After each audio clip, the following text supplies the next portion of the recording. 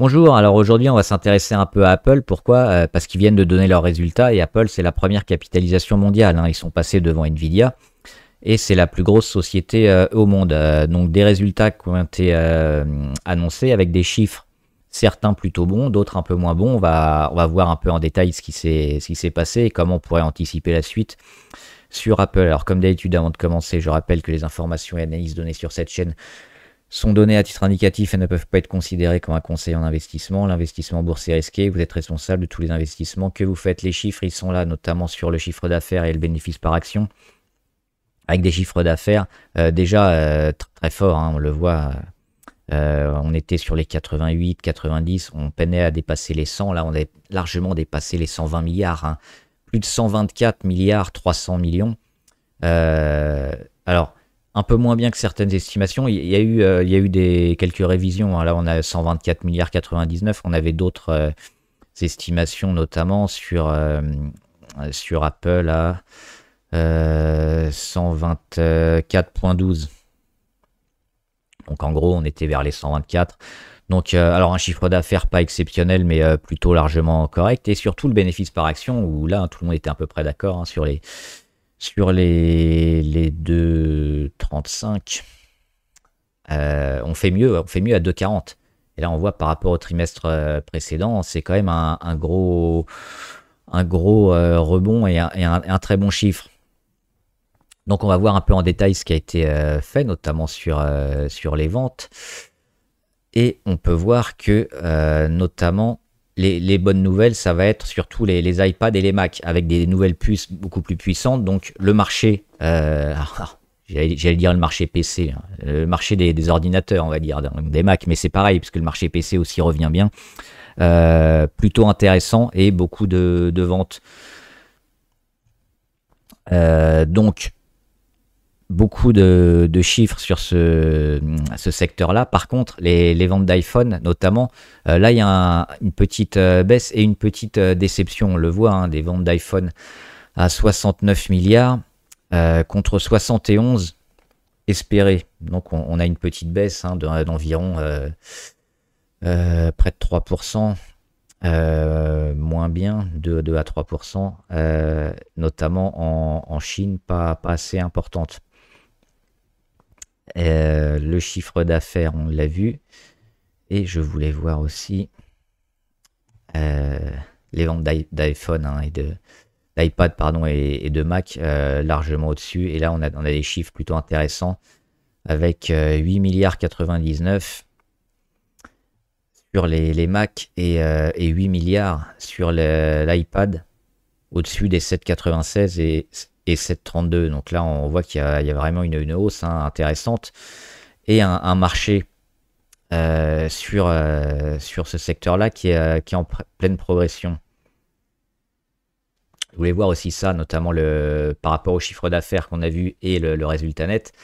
Résultat net, c'est 36. On l'a pas vu, on va le revoir ici notamment. Hop.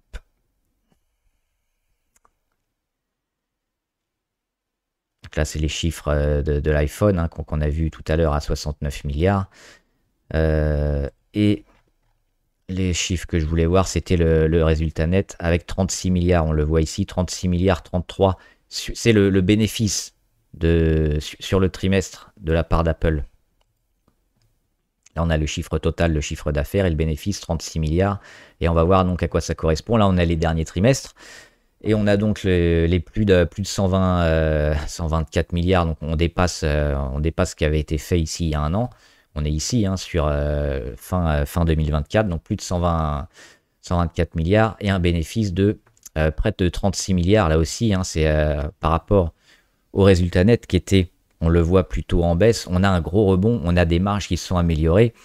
On a à la fois un chiffre d'affaires qui, lui, est en rebond depuis juin. On le voit. Donc amélioration du chiffre d'affaires, amélioration de la marge, amélioration du résultat net. Les Mac, les ordinateurs et les iPads qui se vendent mieux. Et les smartphones, un léger tassement, mais on sait que le marché des téléphones portables est en rebond et va devenir certainement encore plus important en 2025. Le souci notamment, c'est la Chine, parce que les Chinois notamment sur les smartphones, ils sont en train de revenir plutôt très fort. Il y a Xiaomi hein, là qui marche très bien notamment.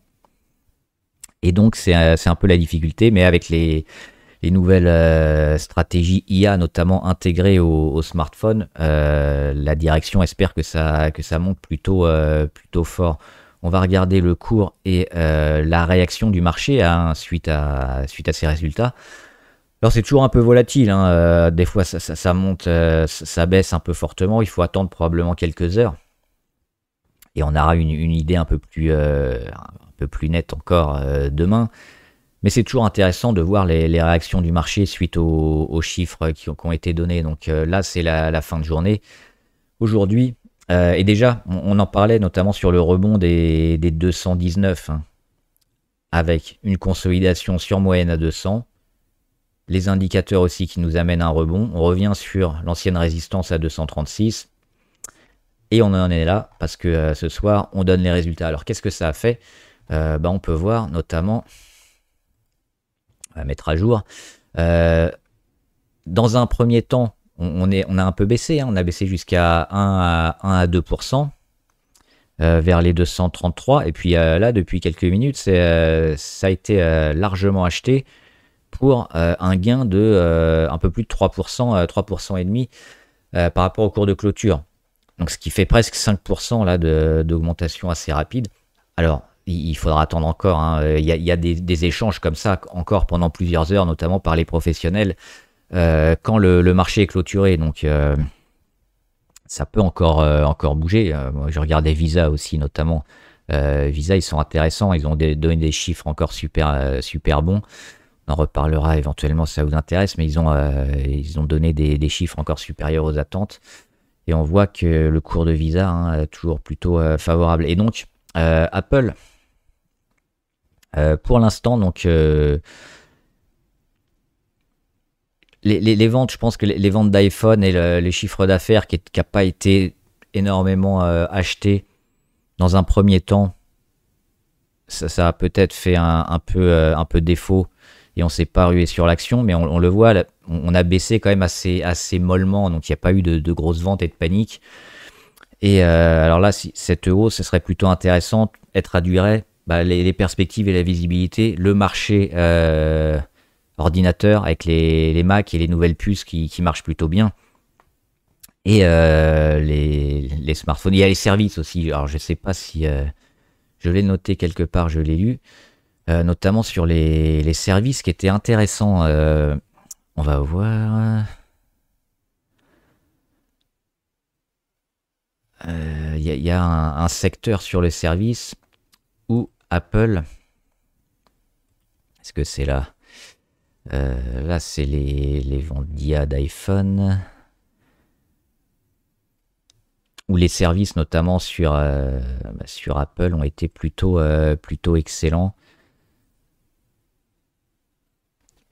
Je ne sais pas si je l'ai sauvegardé ça, mais ah si, elle est là. Apple a déclaré que son activité de service, qui comprend le stockage iCloud et ses services de musique et de vidéo en streaming, a réalisé un chiffre d'affaires de 26 milliards 34, en hausse de 13,9% par rapport à l'année précédente et supérieur aux estimations de 26 milliards 09. Donc là aussi, on a une augmentation. Et puis la part service, hein, sur notamment cloud sur Apple, c'est quelque chose d'important qui prend de plus en plus de part en pourcentage par rapport à son métier d'origine, un peu, hein, qui est à la base les Mac, puis les téléphones.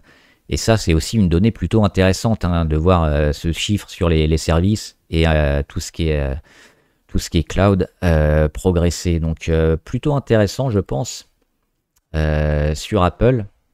On le voit, ça commence à se stabiliser un peu là.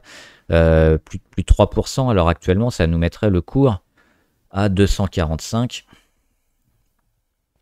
ici. Donc on est descendu à 234 par là, hein, en gros. On était là sur la moyenne à 100, et puis là, boum, on remonte ici. Alors il faut attendre un petit peu, mais pour moi c'est plutôt positif quand même ces chiffres-là, même sans être exceptionnels. Et puis la tendance qu'on avait, notamment depuis autour du 22 janvier, et puis le rebond qu'on a eu sur la moyenne à 200, la cassure, les gros chandeliers, et l'inversion de tendance niveau MACD tout ça en territoire négatif, je pense qu'on va aller quand même vers le haut et on va se rapprocher des plus hauts encore. Sans être exceptionnel, c'est des résultats solides qui maintiennent Apple hein, dans la course. Et il faudra juste accélérer un peu sur les ventes de smartphones, notamment la bataille qu'il y a en Chine et les nombreux fournisseurs de téléphones qui sont en train de devenir importants, notamment Xiaomi et autres. Mais oui, mais plutôt favorable. Donc dites-moi ce que vous en pensez. Est-ce que vous pensez qu'Apple peut continuer à aller vers des plus hauts, ou au contraire, ces chiffres-là, notamment sur les téléphones portables, vont être jugés plutôt décevants et être vendus? Moi, je suis plutôt positif. J'ai un petit biais quand même sur Apple et je les verrais bien continuer leur performance et aller taper des plus hauts, notamment au mois de février ou mars, au-delà des 260. Voilà. Donc, si vous avez des questions, n'hésitez pas. Les commentaires sont là pour ça. J'y répondrai. Bon trade, à plus.